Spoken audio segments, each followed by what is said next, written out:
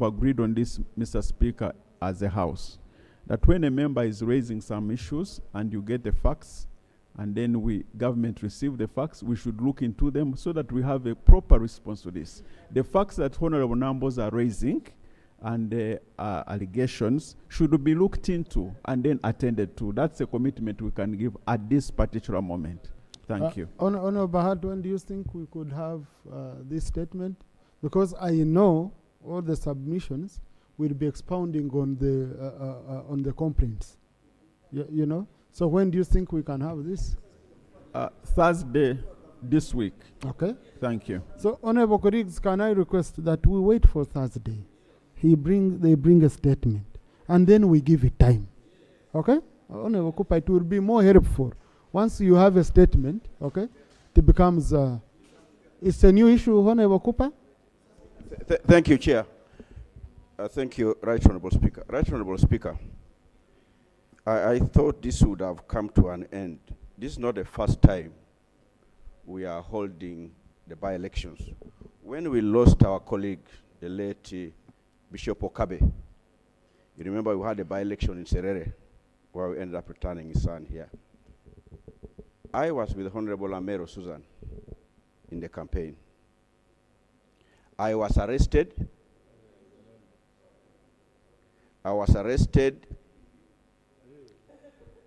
I spent a night in the police cells from 4 a.m. up to 4 a.m. Up to date, I have not seen any charge. No one has given an explanation. And I thought, someone would make an explanation. These matters were raised, but nothing. No response. I hope on Thursday, when the minister is coming, he will be able to provide an explanation as to what was the reason for my arrest. But I want to thank you, Right Honorable Speaker, and the Speaker, for those who reached out to me. Electoral Commission tried at that time in vain. I could not get out. So, Right Honorable Speaker, I think this should really stop. This really must stop. We were picked from a church where we're giving the appointment letters to the agents. And Honorable Echero there knows.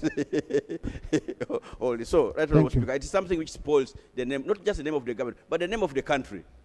And when we travel, what do you expect us when we ask this question? But because we love our country, we are forced to defend our country. But when it comes to this, it's painful when it happens. Thank you, Right Honorable Speaker. Now, Honorable Cooper, you want people to come here to explain what happened to you.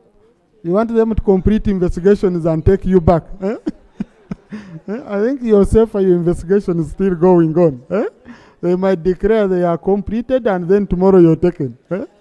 But it should be, we should have a general explanation just beyond Kawempe. Because this is, what I saw for the journalists, it looked really ugly. It looked ugly. Honorable Commissioner, give a chance to the Thank you, Mr. Speaker and the President. Of course, of the ACP, because if I simply call you President, then it could be... Always learn to qualify your statement. Yeah, sure. You don't call. Yes, Mr. President, sir, and Right Honorable Speaker. Right Honorable Speaker, I'm not trying to impeach your guidance on the statement of Thursday, but I think we are leaders in this country, and we should be well educated as to where we are. And I saw my very honorable brother, the Honorable Bahati, very constrained to no end, to trying to hazard an explanation. Right Honorable Speaker, from the last election, those who committed crimes against citizens have never been brought to book, including the gentleman who shot a journalist, Kasirye Ashraf. He's well known, well documented. Kasirye is exiled in the US. The gentleman who shot him was promoted. So we have to speak to ourselves, probably put a big mirror in our faces and agree as to what we are dealing with. I'm very sure the minister will come and make the usual statements. The Kawempe by-election is a rehearsal of hard times ahead of us.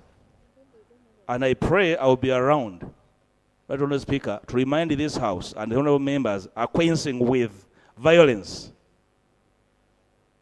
and state violence that it will not help anybody.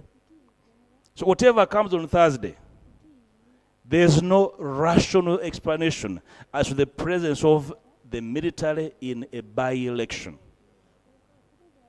Right Honourable Speaker, I pray that if we maintain UPDF representation in Parliament, we amend the law, and the army votes their MPs from whatever they are in their barracks, and then we see the kind of democracy they exercise.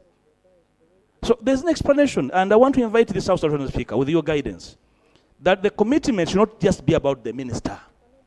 We need to understand as a people what we are dealing with. We are dealing with an electoral commission that is disempowered. They can do nothing. My brother here, Okupa, could be frog-marched. You'll be frog-marched. You'll be beaten. You'll be disabled. The pretense must stop. If we are intentional on building a democracy, we must speak to what we are dealing with. If you don't want elections, do away with them and rule by martial law. So there's no pretense about statements. It's simply illegality, it's simply impunity, it's been incubated, it's been accepted, and people think it's the norm. As long as you have power, you are powerful, you can get away with murder. People have gotten away with murder. In fact, murder rewards with promotion. Right Honourable Speaker, you ordered for the minister to come and make a statement on missing Ugandans. The days passed. It's normal. So what about beating some heads in Kawempe out of their wits?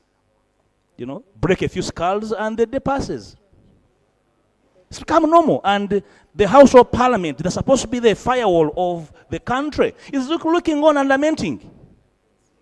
So, Right Honourable Speaker, I am not waiting for the Thursday statement because I know it's business as usual. They will look at you. In fact, they think they will even sneer at the Speaker. The Speaker will do nothing.